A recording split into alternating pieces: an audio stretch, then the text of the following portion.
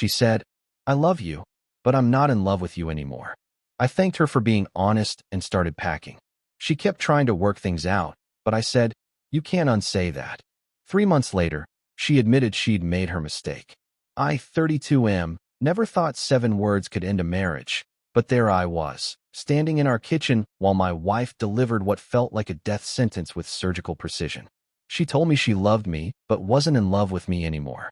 The way she said it, so matter of fact, like she was discussing the weather or what to have for dinner. I felt something inside me break, not dramatically, but quietly, like a thread snapping under too much weight. I thanked her for being honest. What else could I do? Scream? Beg? Fight for something that was already dead? Instead, I walked upstairs and pulled out my old duffel bag from the closet. The sound of the zipper seemed impossibly loud in the silence that had settled over our house like fog. She followed me, of course. Started talking about how we could work through this, how relationships took effort, how maybe we just needed counseling or a vacation or time apart to figure things out. I kept folding my clothes methodically, placing them in the bag with the same care I'd once used to fold them into our shared dresser. She kept talking, her voice getting more desperate, more frantic. I finally looked up at her and said something that surprised even me. I told her, "You can't unsay something like that." Those words, once spoken, changed everything between us. They were like a chemical reaction that couldn't be reversed.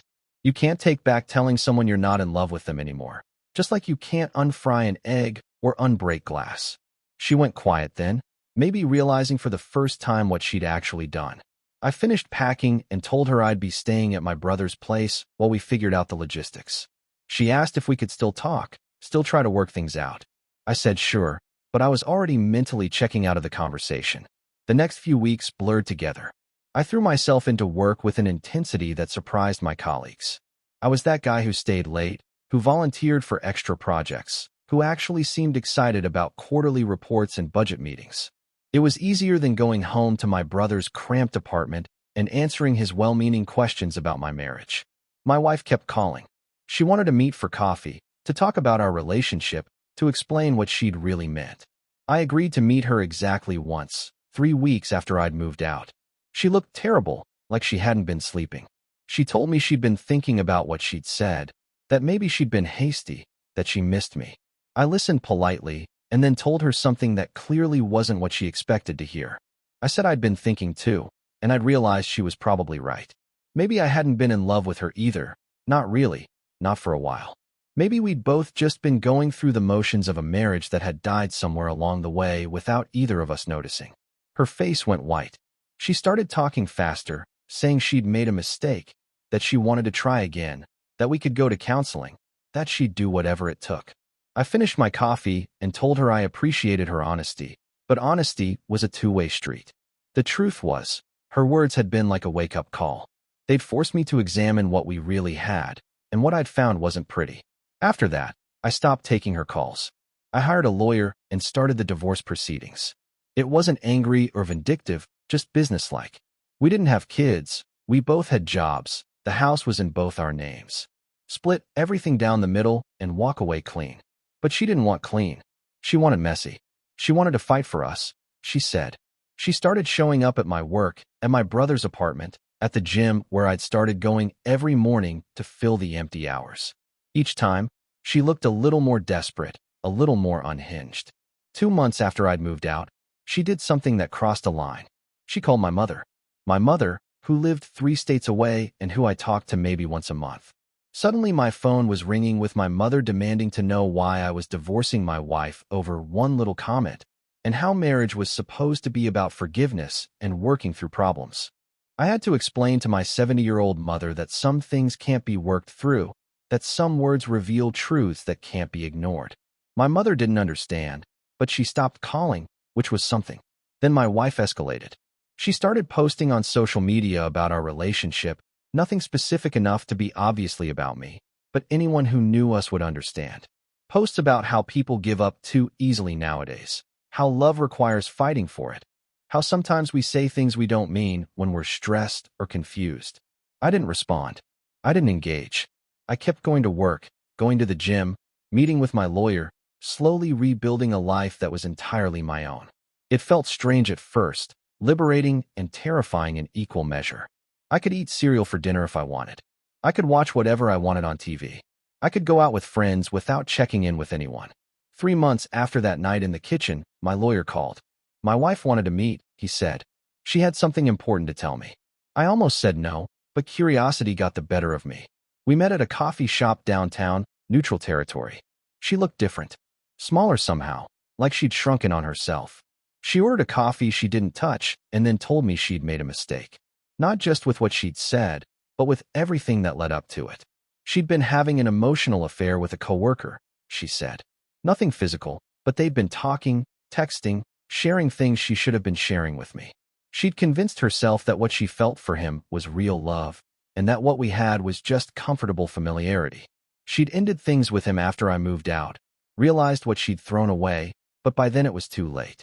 He'd lost interest once she was actually available, had transferred to another department, and stopped responding to her messages. She cried while she told me this.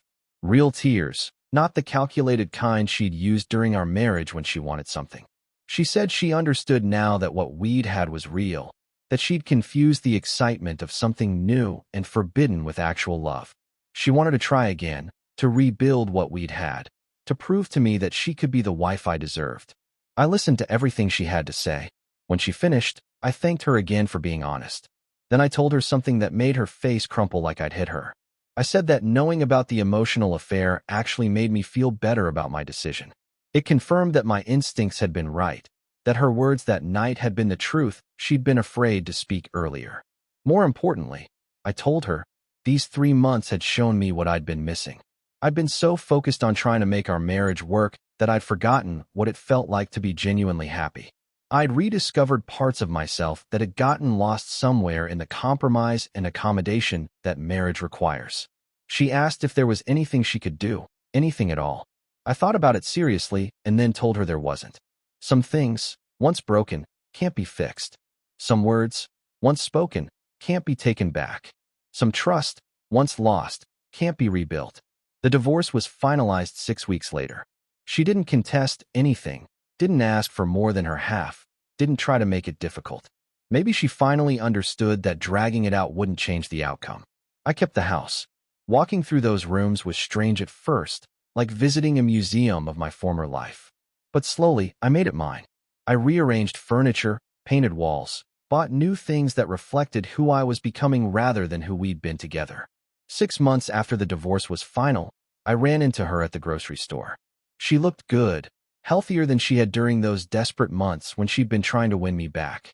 She was with someone new, a guy I didn't recognize, and they seemed comfortable together.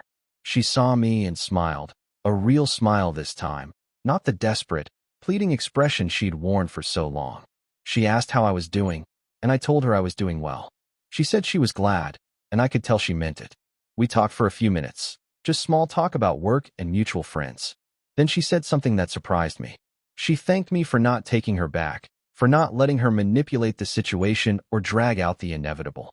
She said the past year had been hard but necessary, that she'd learned things about herself she needed to learn.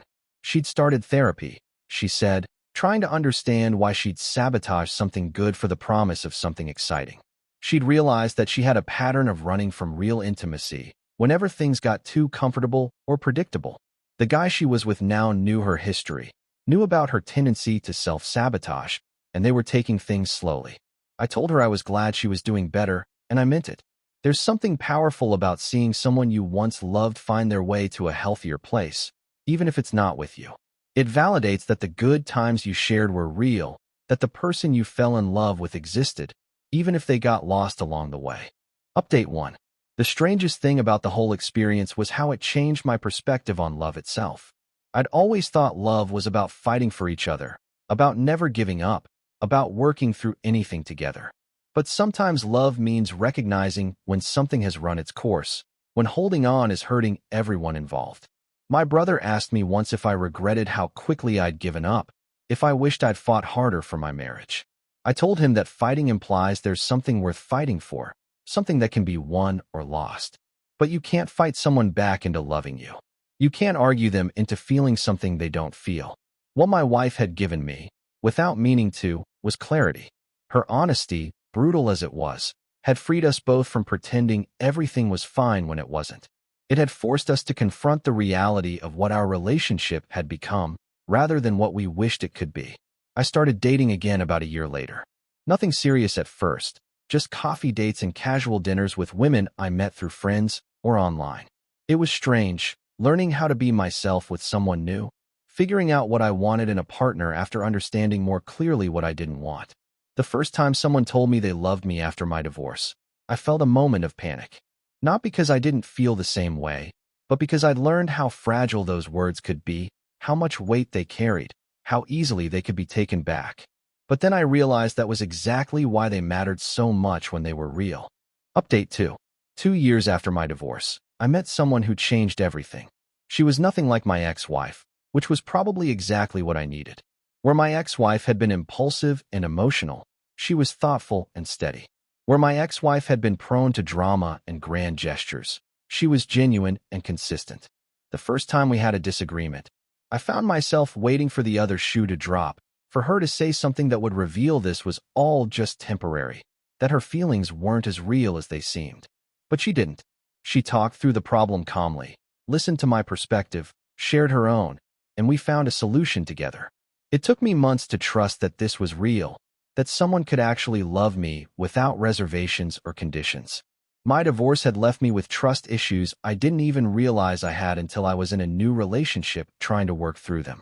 But she was patient. When I told her about my marriage, about how it ended, about my fear that anyone could just stop loving me without warning, she listened without judgment. She told me she understood why that would be scary, but that not everyone was like my ex-wife. Some people, she said, understand the weight of their words and don't speak carelessly about love. We've been together 3 years now, married for 6 months. The difference between this relationship and my first marriage is like the difference between a candle and a bonfire. My first marriage was comfortable and familiar, but it never really burned bright. This relationship is passionate and deep and real in ways I didn't know were possible. Sometimes I wonder what would have happened if my ex-wife had never said those words, if we'd just continued drifting along in our comfortable but passionless marriage. Would we have eventually figured it out? Would one of us have had an affair? Would we have just grown old together, wondering what we'd missed? I'll never know, and I'm grateful for that uncertainty. What I do know is that her honesty, painful as it was, gave me the chance to find something real. Sometimes the worst thing that happens to you turns out to be the best thing that could have happened, even if you can't see it at the time. Update 3. My ex-wife got married again last year. I heard about it through mutual friends, and my first reaction surprised me. I was genuinely happy for her. Not in a bitter or sarcastic way, but actually pleased that she'd found someone who could make her happy in ways I apparently couldn't. Her new husband seems like a good match for her. He's more adventurous than I am, more spontaneous, more willing to drop everything for a weekend trip or a new experience. Looking back, I can see that my ex-wife needed that kind of excitement in her life, that kind of unpredictability. I was never going to be that person, no matter how hard I tried. The marriage that ended with those 7 words taught me something important about compatibility. Love isn't enough if you're fundamentally mismatched, if one person needs stability and the other needs chaos, if one person values security and the other values adventure. We weren't wrong for each other because we were bad people. We were wrong for each other because we wanted different things from life. My current wife and I want the same things. We both value honesty over politeness, depth over excitement, building something lasting over chasing something new.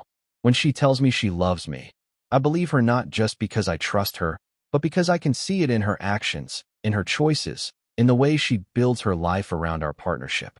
The night my ex-wife told me she wasn't in love with me anymore, I thought my world was ending.